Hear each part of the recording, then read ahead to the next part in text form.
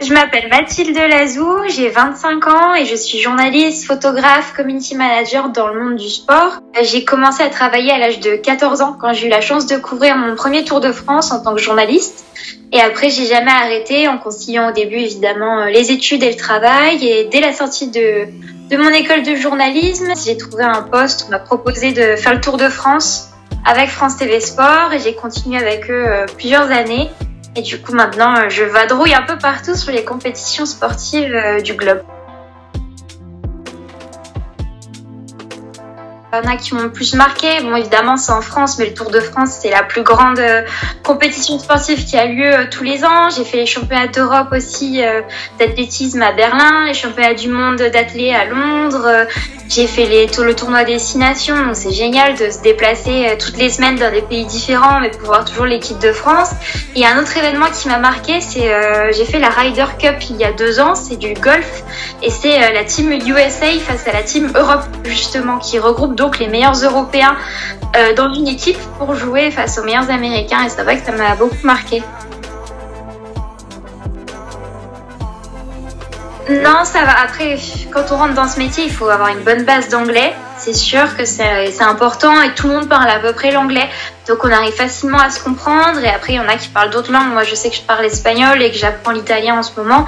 Du coup, ça facilite la compréhension et c'est important surtout quand vous travaillez avec des sportifs. Je trouve que c'est bien de pouvoir leur parler dans leur langue natale.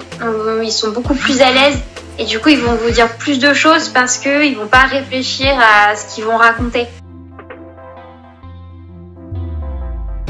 Régulièrement, c'est vrai que je prends souvent des nouvelles de coureurs, par exemple d'un coureur espagnol qui me réapprenait l'espagnol. C'est vrai que quand j'ai quitté l'école, je pratiquais plus et lui avait besoin d'apprendre le français. Du coup, on faisait des échanges où moi je lui parlais en français et lui parlait en espagnol. L'inverse pas. C'était bien et voilà, c'est du coup tu crées un lien qui dépasse le cadre sportif et c'est vrai que du coup ça fait plaisir. La plupart du temps, on est très bien accueillis. Je garderai surtout en mémoire Twickenham, le stade de rugby c'était Angleterre-France.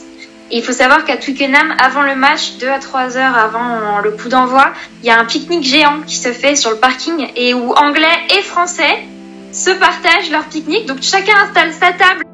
Tout le monde picore, peut boire un coup. Et c'est cet esprit vraiment de fraternité entre nations qui fait plaisir à voir, quoi. Il n'y a pas vraiment de différence entre les pays, donc c'est génial. Moi, j'avoue que je me sens plus française qu'européenne. Mais après, c'est quand même très pratique de pouvoir voyager sans avoir besoin de faire une demande de visa, de pouvoir comme ça aller du jour au lendemain en Espagne.